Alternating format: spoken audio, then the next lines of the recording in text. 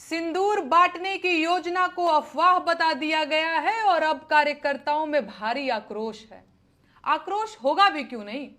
70 सालों में पहली बार खुलेआम छेड़खानी और आवारागर्दी करने का मौका मिल रहा था। दूसरों के घरों में सिंदूर लेकर जाने का अवसर बन रहा था। मन में पराई औरतों को सिंदूर की डिबिया देने के सपने पल रहे थे, पर सब पर पानी फिर गया। लफंगों ने मन ही मन कितने सारे डायलॉग गढ़ लिए थे। सिंदूर बांटते वक्त क्या क्या दुव्यर्थी बातें बोलनी हैं, वो सब भी मनोज भैया और रवि भैया से लिखवा लिए थे। सिंदूर बांटने के लिए मोहल्लों के घर आपसी सहमति से बांट चुके थे, लेकिन अचानक यहां भी सीज फायर हो गया। इस योजना को भी अफवाह बता दिया गया। हाय रे सीज फायर, हाय हाय। ये दुख खत्म काहे नहीं होता भाई। अब बेचारे कार्यकर्ता बोले तो बोले क्या, शिकायत करें भी तो किससे, उन्हें तो अपनों ने ही लूटा। खैर, योजना शुरू होने से पहले ही सिंदूर की डिब्बियों की शॉर्टेज हो चुकी थी।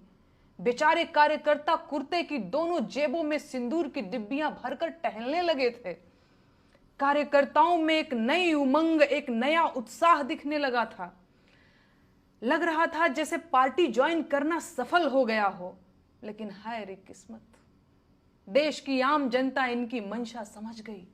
महिलाएं सशंकित हो गईं, पुरुष चौकन्ने हो गए और घरों के बुजुर्ग गरियाने लगे।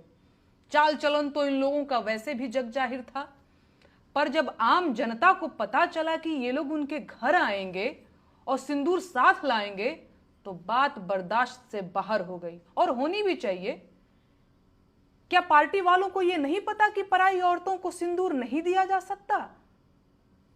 क्या पार्टी के नेता अमेरिका और लंदन से आए हैं कि वो इस देश के धर्म, रिवाज और परंपरा को नहीं जानते? या वो इस देश की आम जनता को मूर्ख समझते हैं? कहीं ऐसा तो नहीं कि वो देश की जनता की सहन शक्ति चेक कर रहे थे? इन पार्टी वालों को क्या लगता है, 5 किलो मुफ्त राशन देकर देश की जनता को खरीद लिए हैं क्या? मदर इंडिया फिल्म के सुखी लाला बन गए हैं ये लोग। मुफ्त अनाज के बाद सिंदूर देंगे, इतनी हिम्मत हो गई, इतना मन बढ़ गया। आप लोग जानते हैं ऐसा क्यों हुआ है? इन लोगों ने कदम कदम पर आपके सब्र का इम्तिहान लिया है। पहले रोजगार देने के नाम पर वोट लेकर सरकार बनाई, पर रोजगार नहीं दिया। फिर काला धन लाकर 15 लाख देने का वादा किया और उसे भी जुमला बता दिया। काला धन और आतंकवाद पर चोट के नाम पर नोटबंदी करके गरीबों की कमर तोड़ दी।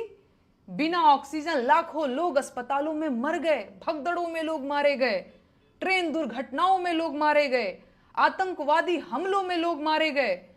देश की कंपनियां बेच दी, एयरपोर्ट और ट्रेनें बेच दी, स्कूल बर्बाद कर दिए, शिक्षा व्यवस्था को तबाह कर दिया, अस्पतालों को बर्बाद कर दिया, युवाओं को पहले बेरोजगार और फिर दंगाई बना दिया, मस्जिदें तोड़ी, बस्तियां उजाड़ी, हिंदुओं को मुसलमानों से लड़ाया, नफरत फैलाई, भाईचारा खत्म किया, और यह सब हिंदू राष्ट्र और राष्ट्रवाद के नाम पर किया गया। अब जब इतना सब कुछ होने पर आप नहीं बोले, तो इनका मन बढ़ना था ही। अब नौबत ये आ गई है कि ये लोग राष्ट्रवाद के नाम पर आपके घरों में घुसना चाहते हैं, औरतों को सिंदूर देना चाहते हैं। अभी भी वक्त है, जाग जाइए, वरना वो दिन दूर नहीं जब ये लोग देश सेवा के नाम पर आपके घर में आकर बैठ जाएंगे और घर का एक कमरा देश के नाम पर मांगने लगेंगे। अब मन बढ़ने की कोई सीमा तो होती नहीं है। बाकी आप खुद समझदार हैं, अभी भी इतनी देर नहीं हुई है कि गलतियां सुधारी न जा सके।